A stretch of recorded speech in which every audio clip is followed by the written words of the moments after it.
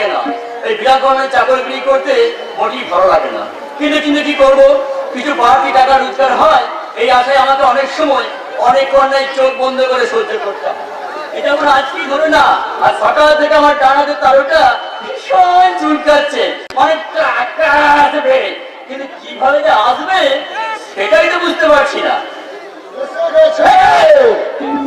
তুমি বাবা ঠিক আছে সারা যাচ্ছে না, আর একটু তো প্রাণ পাখি রাখাতে ভ্রুত করে চলে যেত।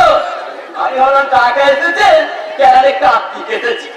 কি ব্যাপার তপন, এই সকাল সকাল হাট করে ফোন করে খেয়ে ডেকে আনার কারণ থেকে বুঝতে পারলাম না তো। তাও বলতে পারবো না, কিন্তু আমাকে বলে গেছে এখানে অপেক্ষা করতে নিশ্চয় কোনো চক্র আছে। আবার চক্কর? কিন্তু এইভাবে আর কতটা দিন আমাদের চক্কর কাটতে হবে বলতে বড় স্বপন। মাঝে মাঝে আমার নিচের উপর খুব ঘৃণা হয় জানো। আমার অস্তিত্ব আমার ঘুমন্ত বিবেককে জাগিয়ে বলে, এ তুই কি করছিস তুষার? বিধিহীনতার পথে সামকে ফাঁকে দিকে তোর যে আদর্শের পচন শুরু হয়ে গেছে। তোর পোশাক, তোর শরীরে এই পোশাকটা মানায় না, খুলে ফেল, খুলে পড়ে এই পোশাকটা তুই খুলে ফেল। তোর মাথায় অযোধ্যম্য মানায় না, তোর কোমরে দুর্নীতি তোমার ঘরের পোশাকটা মানায় না। ফোনটা ভেঙে যায় জনস্বপন।